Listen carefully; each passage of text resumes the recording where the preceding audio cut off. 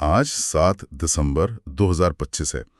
आज हम एक ऐसी दोस्ती की गहरी पड़ताल करने वाले हैं जो बहुत पुरानी तो है, लेकिन आज की तारीख में एक मुश्किल और बेहद दिलचस्प चौराहे पर खड़ी है।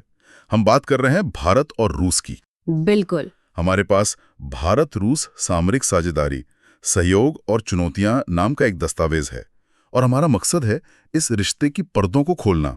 मतलब ये समझना कि इसे विशेष और विशेषाधिकार प्राप्त रणनीतिक साझेदारी जैसा भाली भरकम नाम क्यों दिया गया है। और क्या आज की बदलती दुनिया में ये दोस्ती अपनी पुरानी गर्मजोशी बनाए रख पाएगी? ये सबसे बड़ा सवाल है। हाँ, और ये समझना इसलिए भी जरूरी है क्योंकि ये सिर्फ दो देशों का मामला नहीं है। ये रिश्ता इस बात का भी संकेत देता है कि दुनिया का जो पावर बैलेंस है वो कैसे बदल रहा है। सही बात है। तो ये सिर्फ इतिहास की किताब का एक पन्ना नहीं है, बल्कि भविष्य की भू राजनीति की एक अहम कहानी है। तो चलिए शुरू से शुरू करते हैं, देखते हैं कि इस विशेष रिश्ते की नींव क्या है। बिल्कुल। तो सबसे पहले इसी टैग पर आते हैं, विशेष और विशेषाधिकार प्राप्त रणनीतिक साझेदारी। ये 2010 से चला आ रहे हैं। अब सवाल ये है कि ये सिर्फ सुनने में अच्छे लगने वाले शब्द हैं या इसका कोई असली मतलब भी है, क्योंकि आजकल तो हर कोई एक दूसरे को रणनीतिक साझेदार कह रहा है। ये एक बहुत अच्छा सवाल है। देखिए, रणनीतिक साझेदार तो कई हैं, पर ये जो विशेष और विशेषाधिकार प्राप्त का दर्जा है, ये रूस ने गिने चुने देशों को ही दिया है। अच्छा। जी। और इसके पीछे तीन मुख्य वजह हैं। पहली, गहरा आपसी विश्वास जो दशकों के उतार चढ़ावों में परखा गया है। दूसरा, रक्षा क्षेत्र में भारत की रूस पर एक ऐतिहासिक निर्भरता। और तीसरा, जो शायद आज सबसे ज्यादा महत्वपूर्ण है, वो क्या है? एक बहुध्रुवीय दुनिया, यानी एक मल्टीपोलर वर्ल्ड का साझा सपना। दोनों ही देश ये नहीं चाहते कि दुनिया पर किसी एक या दो देशों का दबदबा हो। और इसे सिर्फ बातों तक सीमित नहीं रखा गया है, इसे एक पूरे सिस्टम में ढाला गया है ना? जैसे हर साल लीडर्स की मीटिंग होती हैं, 2+2 डायलॉग। हाँ, और ये बहुत अहम है। हर साल शिखर सम्मेलन एक अंतर सरकारी आयोग है जिसे IRIGC कहते हैं, और अब तो रक्षा और विदेश मंत्रियों के बीच 2+2 वार्ता भी शुरू हो गई है। मतलब सिस्टम एक दूसरे से लगातार बात कर रहा है। बिल्कुल। ये दिखाता है कि दोनों देश इस रिश्ते को कितनी गंभीरता से लेते हैं। और दिलचस्प बात यह है कि जब वैश्विक मंचों की बात आती है तो रूस खुलकर संयुक्त राष्ट्र सुरक्षा परिषद यानी UNSC में भारत की स्थायी सदस्यता का समर्थन करता है। ये बहुत बड़ी बात है। हाँ, ये इस रिश्ते की गहराई को दिखाता है कि आप दुनिया की सबसे बड़ी टेबल पर अपने दोस्त के लिए कुर्सी चाहते हैं। ठीक है, तो नींव मजबूत है और भरोसे पर टिकी है। अब आते हैं उन स्तंभों पर जिन पर ये इमारत खड़ी है, और जाहिर है पहला और सबसे मजबूत स्तंभ तो रक्षा ही है। बिना किसी शक के एक मिनट के लिए सोचिए, भारत की एयरफोर्स की रीढ़ सुखोई 30, हाँ, जमीन पर लड़ने वाले T-90 टैंक, और हमारे शहरों की हवाई सुरक्षा का कवच S-400, ये सब रूस से हैं। तो सिर्फ हथियारों की लिस्ट नहीं है। नहीं, ये एक तरह की नस है जो सीधे मॉस्को से जुड़ती है। और यही बात, जितनी हमारी ताकत है उतनी ही बड़ी कमजोरी भी बन सकती है ना? बिल्कुल, आप मेरी बात समझ रहे हैं। ये हमारी ताकत है क्योंकि हमें बेहतरीन टेक्नोलॉजी मिली, लेकिन ये कमजोरी भी है।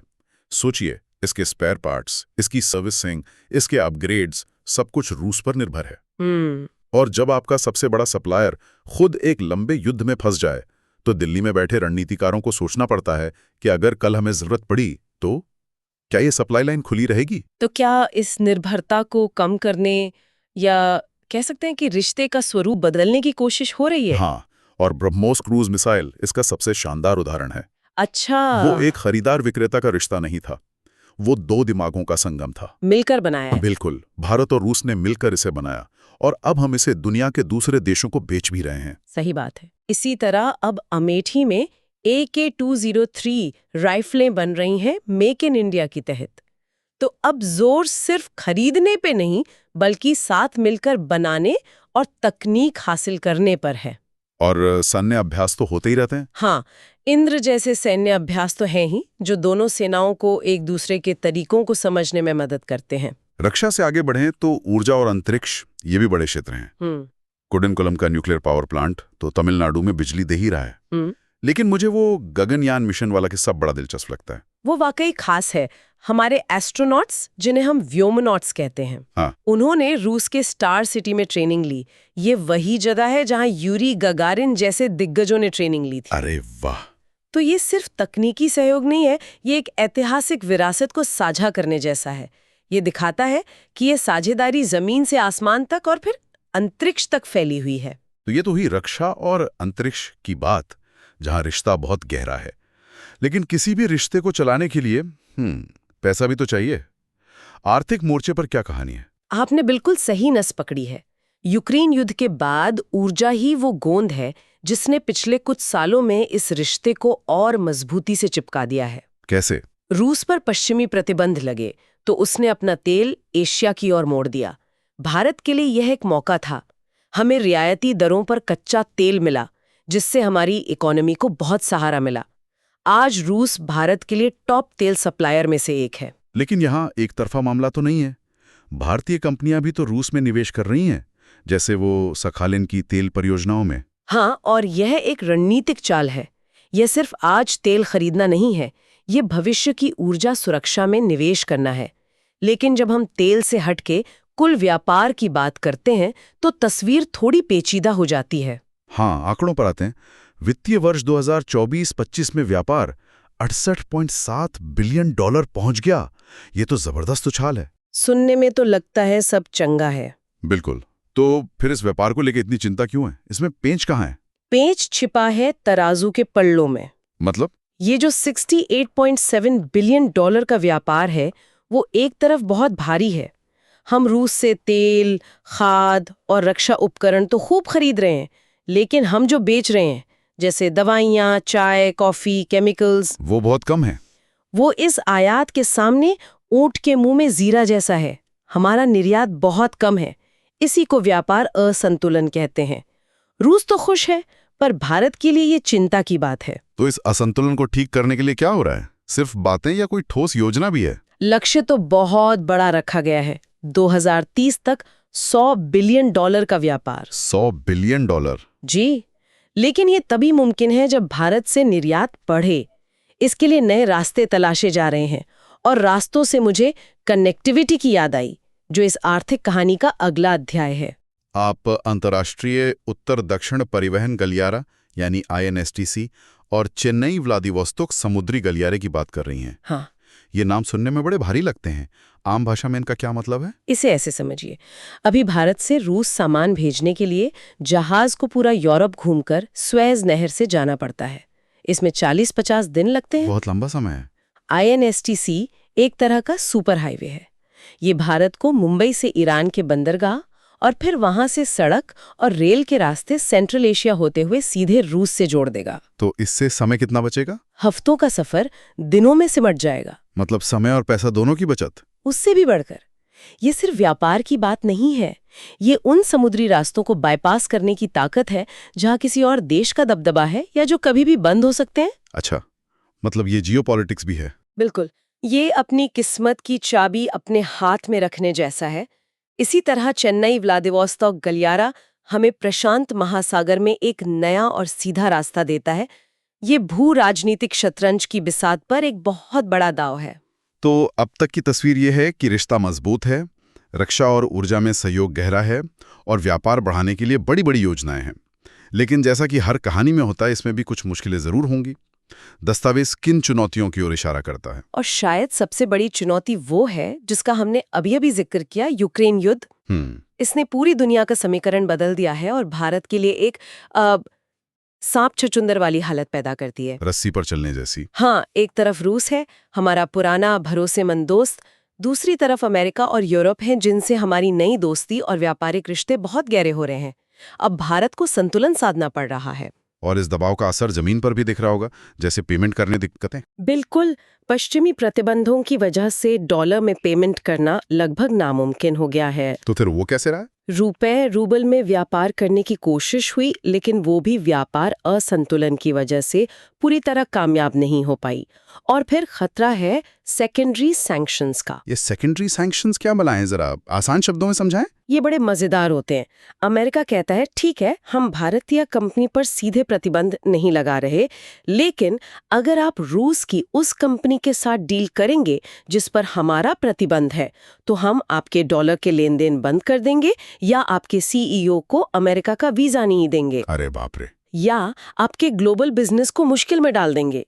ये सीधा हाथ न पकड़कर हाथी काट देने जैसी धमकी है। मतलब एक तरह का अदृश्य डर है जो व्यापार को रोक रहा है। बिल्कुल, इसीलिए बड़ी बड़ी कंपनियां रूस के साथ व्यापार करने से डरती हैं, भले ही भारत सरकार मना न करे। और इसके अलावा वो रक्षा वाली निर्भरता, वो भी तो एक चुनौती ही है जिसकी बात हमने पहले की थी। हाँ, वो अब एक दोधारी तलवार बन गई है। भारत तेजी से अपनी रक्षा खरीद में विविधता ला रहा है। सही है। हम फ्रांस से रफाल ले रहे हैं, अमेरिका से ड्रोन और इंजन टेक्नोलॉजी पर बात कर रहे हैं, इजराइल से मिसाइल सिस्टम ले रहे हैं। तो रूस के लिए एक चैलेंज है। बहुत बड़ा।